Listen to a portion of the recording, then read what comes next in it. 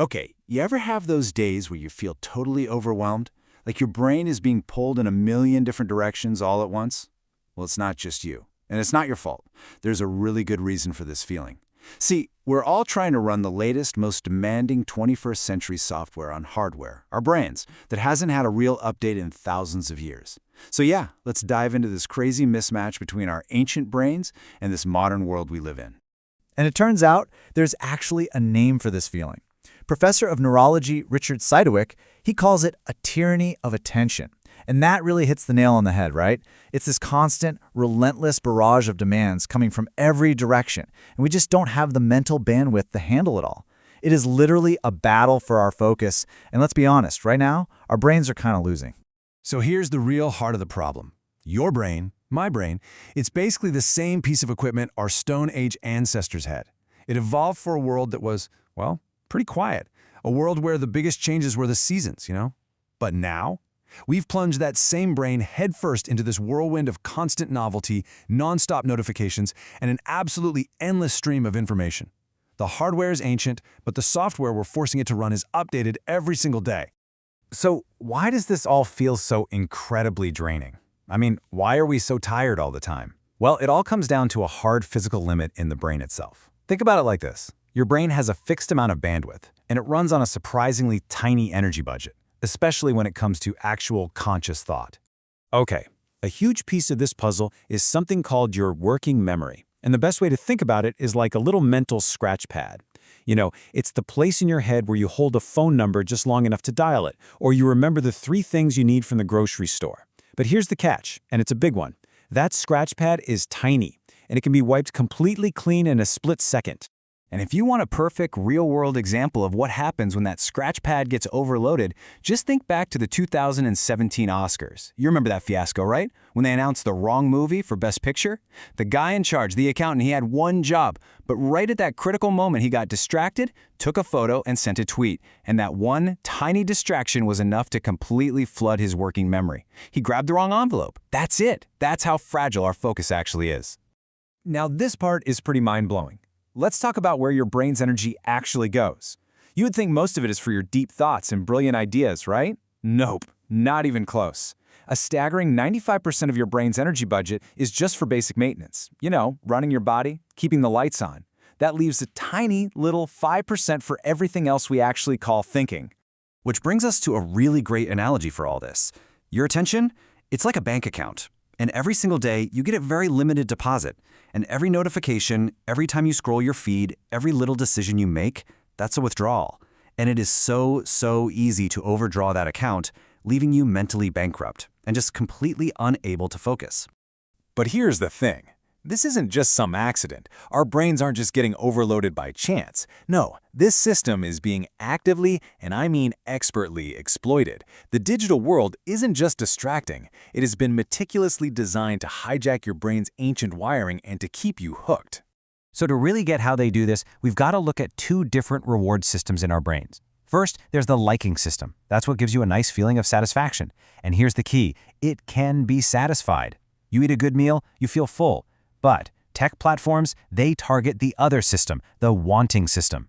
And this thing is a huge network, it's super easy to trigger, and its one defining feature, it is impossible to satisfy. It doesn't give you satisfaction, it just creates a craving for more and more and more. And the main weapon that used to trigger that wanting system is called positive intermittent reinforcement. Now that sounds super technical, but it's actually pretty simple. It's a behavioral trick where rewards, a like, a new email, a funny video, are given out at totally random, unpredictable times. And it's the not knowing when the next reward is coming that makes it so ridiculously addictive. And if that sounds familiar, well, it should, because this is the exact same powerful mechanism that slot machines use in casinos. Seriously, every time you pull down to refresh your social media feed, you are pulling the lever on a slot machine, hoping for a little unpredictable reward. That's what keeps you glued to the screen, just chasing that next little dopamine hit. And let's be crystal clear. This is not an accident. The people who design these things, they know there are only 1,440 minutes in a day, and they are in a ruthless, bare-knuckle fight for every single one of them. I mean, the co-founder of Netflix, Reed Hastings, he famously said their biggest competitor isn't Disney Plus or Hulu. It's sleep. Okay, I know that all sounds pretty bleak, right? But it's not hopeless. Not at all. Because the good news is, just understanding how your brain is being played is the first, most powerful step to fighting back. So let's talk about some real, practical things you can do to start reclaiming your focus. And you can start literally right now, with the phone in your pocket. Here are 3 simple changes. First, go into your settings and turn on the Tritanopia color filter. It basically just makes all the colors way less stimulating. Second, lower the brightness, just as low as you can comfortably see. And third, lower the contrast. Each one of these little tweaks reduces what scientists call the photon bombardment on your eyes, making the screen less demanding and a whole lot easier to just put down. Okay, next up, we have to protect that precious resource, sleep. And please, don't think of sleep as just turning off. It's an active, essential maintenance cycle for your brain. It's when it repairs itself, sorts through memories, and literally cleans out toxic junk.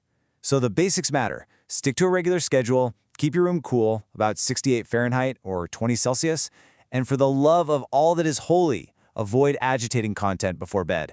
Getting into a political fight on Twitter right before you try to sleep, that's just the worst thing you can do. And if you're wondering why this is so incredibly critical, get this.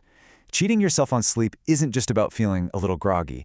Being sleep-deprived gives you the same cognitive impairment as having a blood alcohol level of 0.08. That is the legal limit for drunk driving in a lot of places. So you are literally trying to navigate your day with the brain of a drunk person. All right, here's one of my favorite strategies, and it might be the most powerful one. It's the art of deliberately doing, well, nothing. The Dutch have this amazing word for it, Niksen. Now, this isn't meditation, it's not mindfulness, it's just stopping. It's staring out a window. It's watching the clouds go by with no purpose at all. It is a voluntary, deliberate break from being busy. And it's like hitting a giant reset button for your fried brain. And all of this really leads to a final, crucial idea. We have to stop thinking of downtime as wasted time. It's not. It's absolutely vital for our mental health. I love how Richard Sidowick puts it. He says silence is an essential nutrient. Just like vitamins or water, our brains need it to survive and to recharge. So, I'm going to leave you with a question to think about.